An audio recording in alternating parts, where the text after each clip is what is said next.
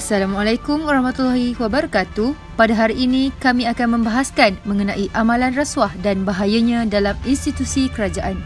Jadi sementara itu saya tayangkan tayangan video pendek yang berkisahkan tentang rasuah. Rasuah merupakan musuh besar kepada ekonomi sesebuah negara. Dari kerajaan purba hingga moden, hampir semua ketamadunan pernah berhadapan masalah rasuah. Sesebuah negara itu akan hancur dan tidak stabil apabila wujudnya sebuah sistem yang tidak adil dan berakarkan dengan rasuah. Sebelum kami mengupas isu ini dengan lebih lanjut, izinkan kami memperkenalkan diri masing-masing. Assalamualaikum warahmatullahi wabarakatuh. Nama saya Nur Al-Azra binti Zumadi. Nombor matrik saya 2022786029. Saya dari kelas G1 IM2454B. Assalamualaikum, nama saya Muhammad Adriel Darwish bin Zainuddin. Nombor matrik saya 2022745897. Assalamualaikum, nama saya Nurul Ain Izzati binti Adnan. Nombor matrik 2022758249 dari kelas D1 IM2454B. Assalamualaikum warahmatullahi wabarakatuh. Saya Nur Hafizah Fadilah binti Sabri. Assalamualaikum, nama saya Muhammad Hamdi bin Ahmad Moza dan nombor matrik saya adalah 2022900945. Hari ini saya ingin membentangkan tentang pengenalan rasuah dan kesan-kesan negatif terhadap rasuah. Assalamualaikum warahmatullahi wabarakatuh. Nama diberi Nur Afidah binti Manasih. Nombor matrik 2022755009. Dalam video ini kita akan membincangkan mengenai pengenalan, definisi, larangan rasuah dalam Islam, akta yang terlibat dengan rasuah, golongan rasuah, simptom-simptom mereka yang terlibat dengan rasuah, faktor-faktor berlakunya rasuah, kesan-kesan negatif rasuah, langkah-langkah pencegahan rasuah dan yang terakhir kesimpulan. Rasuah merupakan satu kesalahan yang telah dilakukan sejak sekian lama dalam sejarah manusia. Mengikut ahli sejarah, perlakuan rasuah ini berlaku seringan dengan kewujudan sistem pemerintahan dan politik. Sebagai contoh, sejarah menunjukkan bahawa akibat rasuah yang berluasa, bekas Presiden Filipina Ferdinand Marcos telah dilucutkan daripada jawatan. Al-Quran secara jelas mengutuk orang Islam daripada mengambil atau menerima sesuatu secara salah dan mentakrifkan rasuah sebagai perbuatan mengambil atau menyerah harta atau penalti secara tidak adil atau curang. Selain itu, rasuah merangkumi lebih daripada wang, hadiah dan seumpamanya kepada seseorang untuk mendapatkan kelebihan dan dengan cepat dan mudah untuk diri sendiri atau kumpulan.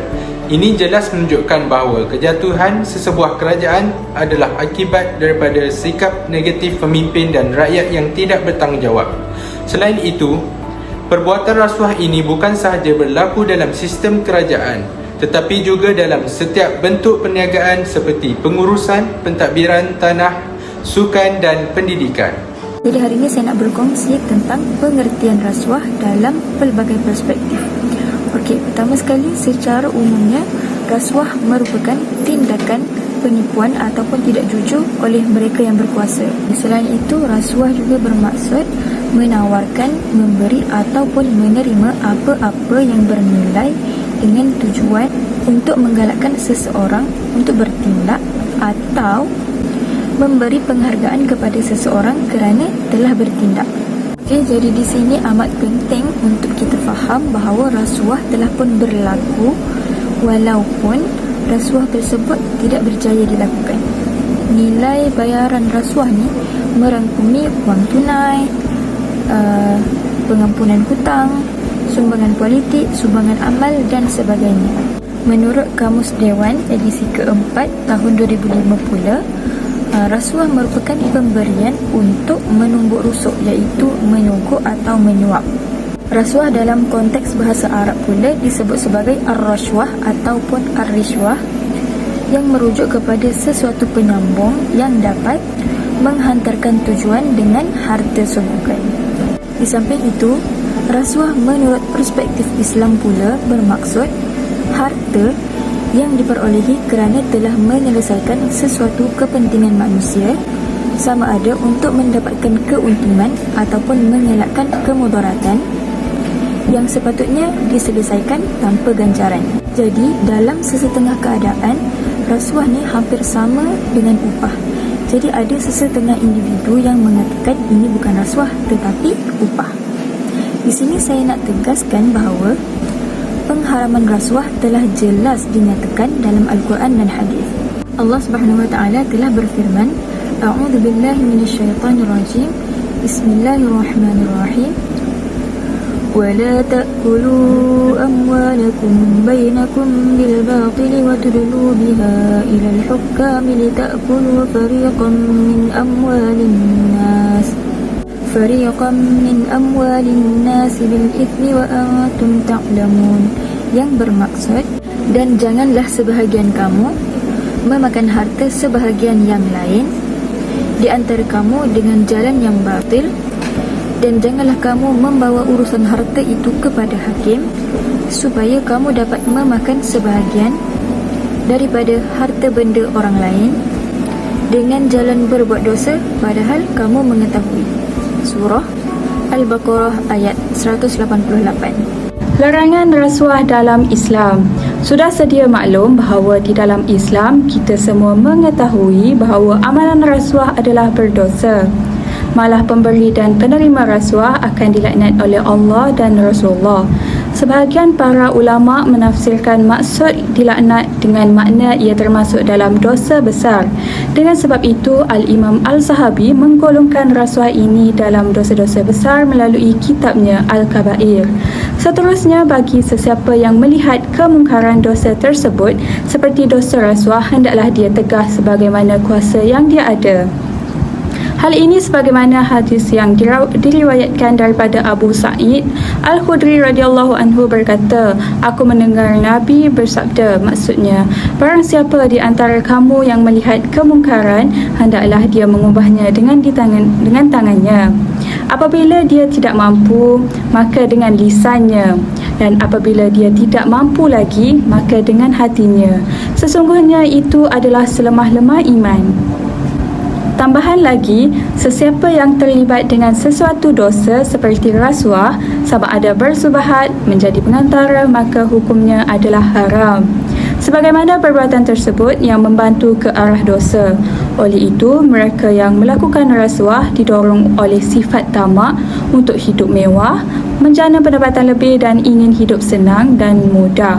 Sesungguhnya rasuah tidak pernah menjanjikan kesenangan yang sebenar, walaupun kita beroleh keuntungan yang sangat besar daripadanya. Hasil yang diperolehi melalui rasuah adalah haram dan tidak berkat. Orang yang tergolong sebagai orang yang muflis di akhirat ialah orang yang memakan harta secara batil seperti rasuah. Seterusnya, saya akan membentangkan mengenai akta yang berkaitan dengan isu rasuah. Kerajaan telah memperkenalkan Akta Pencegahan Rasuah pada tahun 1961. Pesalah didapati bersalah jika melakukan jenayah di bawah Akta Pencegahan Kesalahan Rasuah 1997, melibatkan perkara seperti menawarkan, meminta, menerima dan membuat janji atau menyediakan apa-apa jenis. Kemudiannya, akta ini digantikan dengan Akta Suruhanjaya Pencegahan Rasuah Malaysia 2009. Ianya berfungsi melengkapkan penjawat awam dengan pengetahuan untuk menyemai kepercayaan orang ramai terhadap keupayaan mereka melakukan tugas. Berdasarkan statistik, sebanyak 753 kes iaitu melibatkan kesalahan memberi rasuah, dan yang kedua adalah sebanyak 595 kes iaitu melibatkan kesalahan menerima rasuah, dan yang ketiga adalah 241 kes iaitu melibatkan kesalahan membuat tuntutan palsu, dan yang terakhir adalah sebanyak 79 kes iaitu melibatkan kesalahan menggunakan kuasa secara tidak wajar. Mengikut Seksyen 24, pesalah akan dihukum penjara maksimum 20 tahun dan denda sebanyak RM10,000 atau 5 kali ganda nilai suapan. Golongan rasuah. Rasuah tidak mempunyai golongan yang spesifik, namun ianya dilakukan oleh pelbagai lapisan masyarakat sama ada dari golongan yang berpelajaran atau sebaliknya, golongan atasan, pertengahan atau bawahan.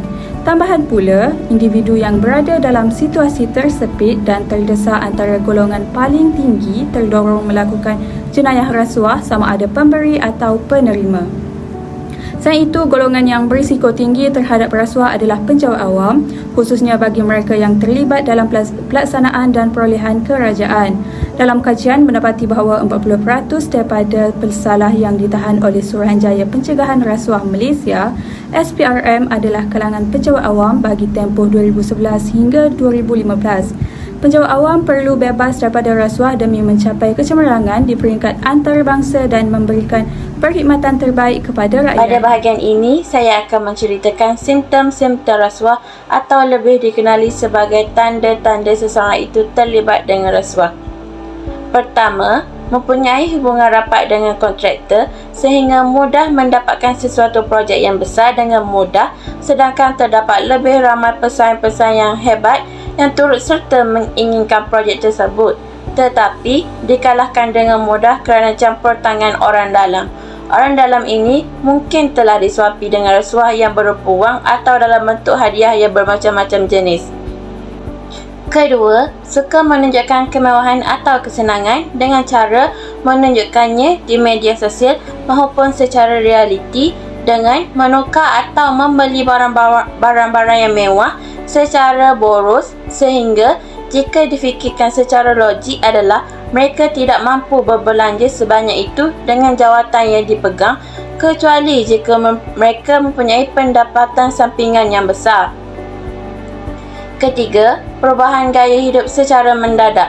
Contohnya, membeli kereta yang mewah maupun berpakaian mahal, sedangkan sebelum ini beliau tidak pernah dilihat memakai pakaian mahal ataupun kereta yang mewah. Dan apabila dilihat daripada segi gaji beliau tidak mampu untuk berbelanja barangan seperti itu. Keempat, suka membuat kerja bersendirian selepas waktu pejabat. Seseorang itu mungkin sedang membuat kejahatan. Apabila seseorang ini membuat kejahatan, mereka lebih suka membuat kerja secara bersendirian supaya dapat mengelak daripada diketahui oleh rakan sekerja atau ditangkap oleh pihak atasan. Kelima, gagal mengisytihar punca pendapatan atau perolehan harta. Contohnya, setelah dilihat mereka memakai barangan yang mahal, apabila ditanya, mereka tidak dapat menjawab daripada sumber mana wang yang mereka gunakan untuk membeli barangan yang mahal dan mewah. Kemudian, keputusan yang sering memihak kepada pihak tertentu. Contohnya, apabila terdapat sesuatu projek yang besar, tetapi hanya seorang tersebut sahaja yang sering mendapatkan projek tersebut, sedangkan lebih ramai pekerja lain yang hebat tetapi jarang mendapatkan projek yang besar. Sikap yang tidak adil ini akan membuatkan orang ramai tertanya-tanya kenapa mereka tidak pernah mendapatkan projek-projek yang hebat.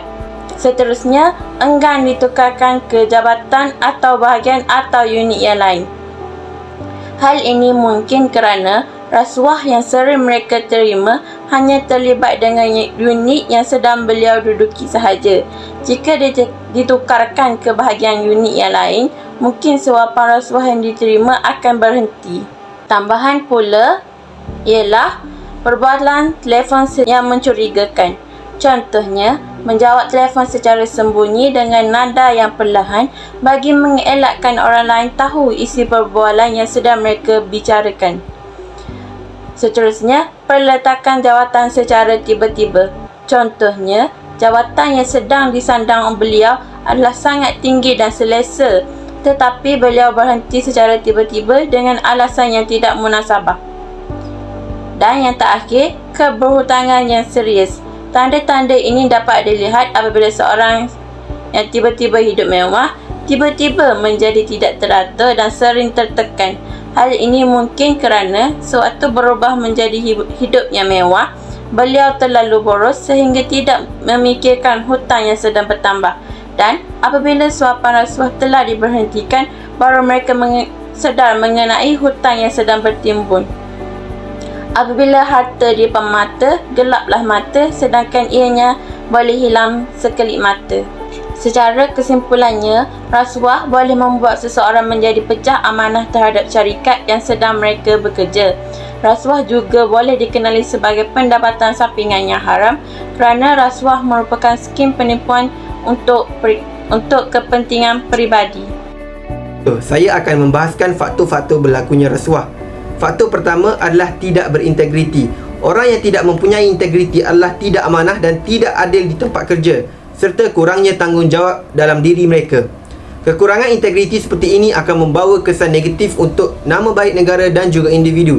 Banyak kes rasuah berprofil tinggi termasuklah 1MDB, Felda, MARA, SRC International Negara, Jabatan Air Sabah dan Tabung Haji Negara telah menjejaskan reputasi negara Malaysia.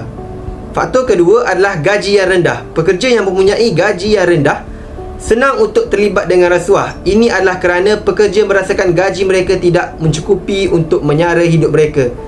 Dan seterusnya, dengan mudah menerima duit segera, iaitu rasuah. Faktor yang ketiga adalah wujudnya peluang. Sifat tamak dan kerana wujudnya peluang adalah punca berlakunya rasuah. Ketamakan ini telah membuka ruang untuk memberi dan menerima rasuah. Sebagai contoh, pihak pertama memerlukan sesuatu daripada pihak kedua yang dianggap penting dan pihak pertama menyedari perkara ini. Maka pihak pertama telah membuka ruang kepada pihak kedua untuk mendapatkan ganjaran sebagai pertukaran untuk memastikannya. Seterusnya, saya akan menerangkan tentang kesan-kesan negatif rasuah. Terdapat beberapa kesan negatif seperti melumpuhkan fungsi perjalanan sesebuah organisasi, menyebabkan pentadbiran sesebuah negara menjadi lemah dan huru-hara, menjejaskan imej dan kredibiliti negara dan melahirkan pegawai yang tidak amanah dan gagal dalam pelaksanaan tugasnya. Kesan yang pertama adalah melumpuhkan fungsi perjalanan sesebuah organisasi. Kerana terdapat komponen penipuan dalam perniagaan, rasuah berpotensi untuk menghalang sesebuah organisasi daripada beroperasi secara normal. Salah satu contohnya adalah pembayaran rasuah kepada pegawai kastam yang bertugas di sempadan negara untuk mendapatkan rokok senudu. Kita boleh lihat bahawa dengan dikecualikan daripada cukai yang menjadi sumber wang negara, kumpulan yang bertujuan untuk mengeluarkan rokok ini benar-benar merugikan negara. Kesan negatif yang kedua adalah boleh menyebabkan pentadbiran sesebuah negara menjadi lemah dan huru-hara. Keseluruhan pentadbiran negara akan terjejas sekiranya gejala rasuah semakin teruk. Penguatkuasaan undang-undang tidak dapat dijalankan secara seksama dan boleh memudaratkan ekonomi negara secara keseluruhan. Untuk menjalankan pentadbiran negara secara adil dan seksama, dasar dan peraturan negara harus memastikan amalan bebas rasuah dilaksanakan bukan sahaja di peringkat bawahan tetapi juga di peringkat pelaku industri dan syarikat multinasional. Di samping itu, rasuah akan menjejaskan imej dan kredibiliti negara. Perkembangan kebolehan media massa untuk mengetahui sebarang peristiwa atau masalah yang timbul dalam sesebuah negara mungkin menjadi punca kepada kejatuhan ekonomi negara tersebut. Oleh itu, kita mestilah sentiasa menyemak kes rasuah untuk menghalangnya daripada menjadi tajuk utama apabila media massa di seluruh negara melaporkan berita itu kepada khalayak global mereka. Kesan negatif yang terakhir adalah melahirkan pegawai yang tidak amanah dan gagal dalam pelaksanaan tugasnya. Selain itu, integriti infrastruktur atau program akan terjejas oleh aktiviti rasuah yang menghalang mata hati seseorang. Sebagai contoh, mungkin terdapat rasuah kontraktor dalam projek pembinaan jalan raya. Mereka hanya mengejar keuntungan dan dengan menerima kontrak kerajaan dengan nilai pelaksanaan yang paling tinggi. Tetapi pada hakikatnya, mereka hanya membina bilangan jalan yang minimum untuk memperoleh keuntungan. Sekian, itu sahaja daripada saya. Terima kasih. Seterusnya saya akan berkongsi berkaitan pencegahan rasuah adalah tanggungjawab bersama. Baiklah, antara langkah-langkah pencegahan rasuah adalah memberi pendidikan atau pendedahan awal kepada masyarakat umum berkaitan rasuah, khususnya golongan muda. Walaupun mereka masih muda, tetapi mereka adalah pemimpin untuk negara kita di masa hadapan. Menurut pensyarah Universiti Sains Islam Malaysia Dr. Muzaffar Shah Melo, pendedahan awal ini boleh diserap ke dalam kurikulum sekolah dalam mata pelajaran pendidikan Islam, pendidikan moral ataupun apa-apa pembelajaran yang berkaitan. Selain itu, menawarkan gaji yang bertepatan juga merupakan salah satu langkah untuk mencegah rasuah. Seperti yang kita tahu, kos sara hidup juga telah meningkat. Jadi, kenaikan gaji sepatutnya selari dengan kos sara hidup zaman kini. Dengan cara ini, kebergantungan kepada sumber lain dapat dielakkan. Akhir sekali adalah mementingkan integriti. Integriti adalah termasuk sikap telus, jujur dan amanah. Di sini saya tegaskan bahawa integriti perlu dipupuk dalam diri setiap kalangan awam untuk mengelakkan berlakunya rasuah.